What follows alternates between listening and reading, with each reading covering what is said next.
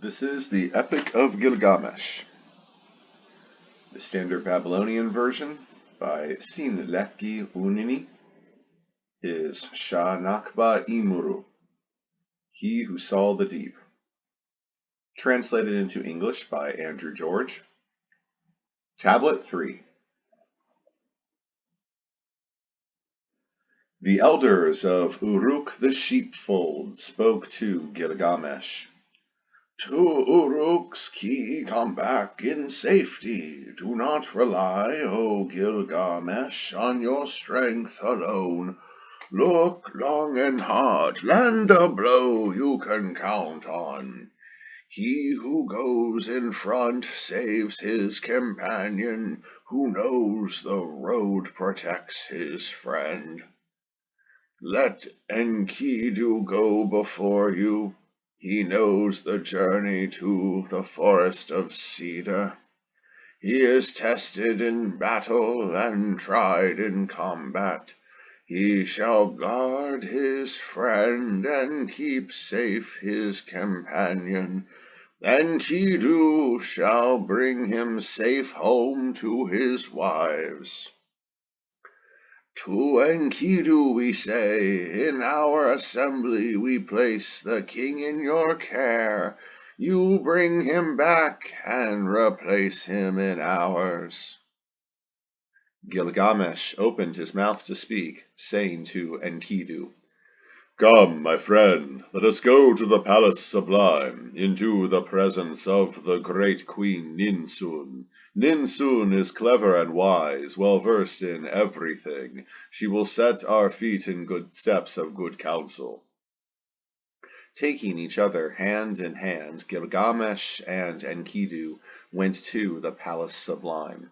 Into the presence of the great queen Ninsun, Gilgamesh rose and entered before her. Said Gilgamesh to her, to Ninsun, I shall tread, O Ninsun, bold as I am, the distant path to the home of Humbaba. I shall face a battle I know not. I shall ride a road I know not. I beseech you, give me your blessing for my journey. Let me see your face again in safety, and return glad at heart through Uruk's gate. On my return, I will celebrate New Year twice over. I will celebrate the festival twice in the year. Let the festival take place, the merriment begin. Let the drums resound in your presence. Wild cow Ninsun listened long and with sadness to the words of Gilgamesh, her son, and Enkidu. Into the bathhouse she went 7 times. She bathed herself in water of tamarisks and soapwort. She donned a fine dress to adorn her body. She chose a jewel to adorn her breast.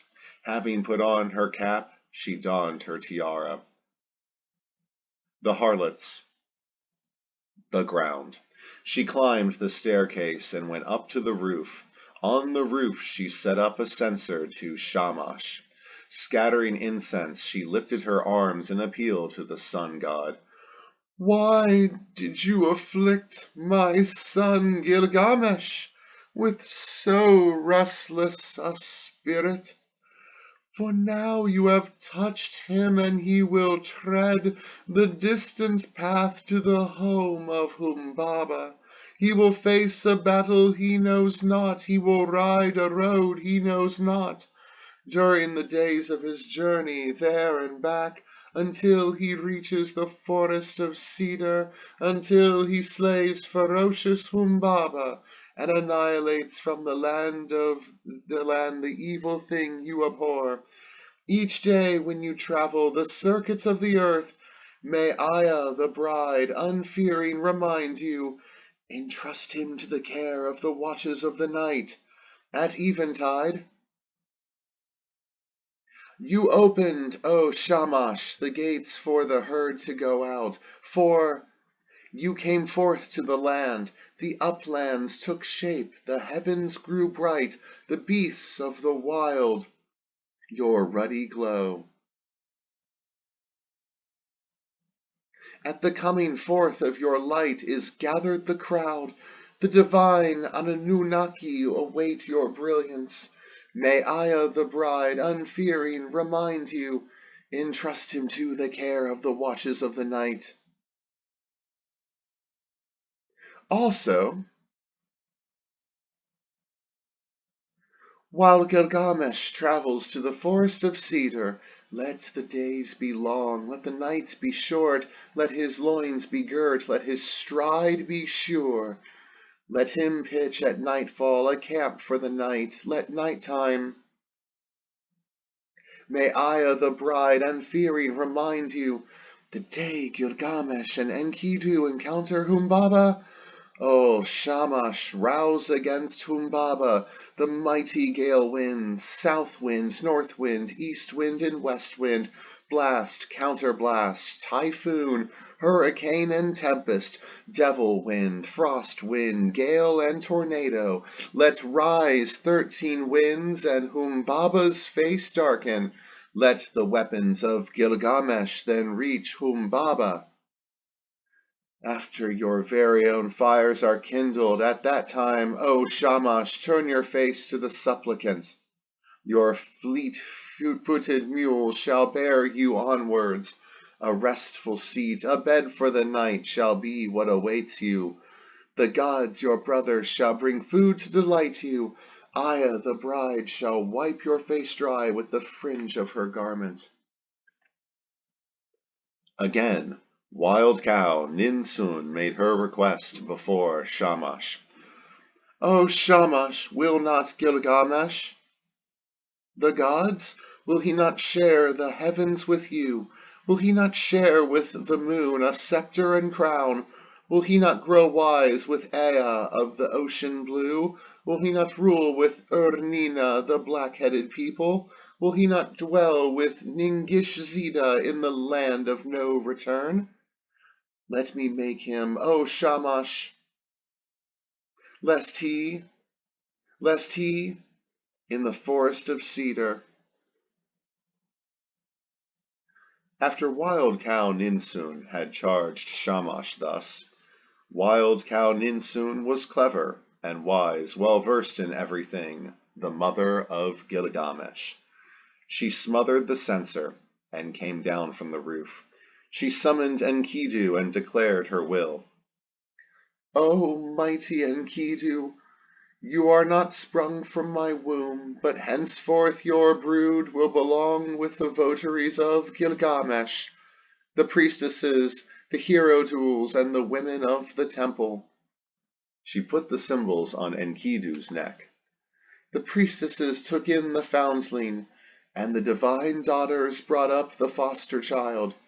Enkidu, whom I love, I take for my son. Enkidu, in brotherhood, Gilgamesh shall favor him. Also,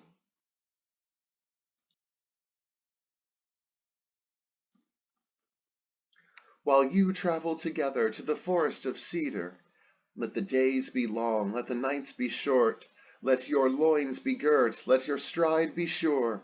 At nightfall pitch a camp for the night. Let protect Gilgamesh his to the gate of cedar, Enkidu in the chapel, and Gilgamesh in the chapel of juniper incense. Members of the were present. By the command of Shamash you will attain your desire. In the gate of Marduk, on the breast of the water, the back. In the gate of cedar, not Gilgamesh and Enkidu. At 20 leagues you should break bread. During the days of our journey there and back, until we reach the forest of cedar, until we slay ferocious Humbaba, and annihilate from the land the evil thing Shamash abhors. May you acquire no. The officers must not assemble young men in the street, judge the lawsuit of the weak, seek out, while we attain our desire like babes in arms, and plant our weapons in Humbaba's gate. The officers stood there wishing him well. The young men of Uruk ran behind in a mob, and the officers kissed his feet. To Uruk's key come back in safety. Do not rely, O Gilgamesh, on your strength alone. Look long and hard, land a blow you can count on. Who goes in front will save his comrade. Who knows the road shall guard his friend. Let Enkidu go before you. He knows the journey to the forest of cedar. He is tested in battle and tried in combat. Through the mountain passes he often has journeyed. He shall guard his friend and keep safe his companion. Enkidu shall bring him safe home to his wives. To Enkidu we say, in our assembly we place the king in your care. You bring him back and replace him in ours. Enkidu opened his mouth to speak, saying to Gilgamesh, My friend, turn back. Do not pursue this journey.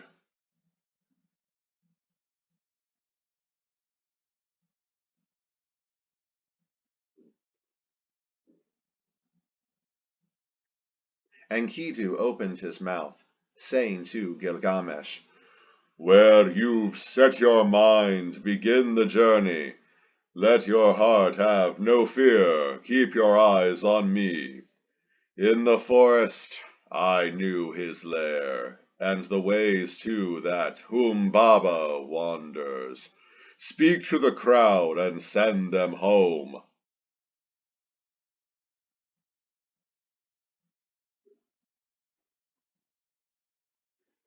They should not go with me. To you. The crowd with happy heart, they heard what he said. The young men made a fervent prayer. Go, Gilgamesh, may your God go before you. May Shamash let you attain your goal.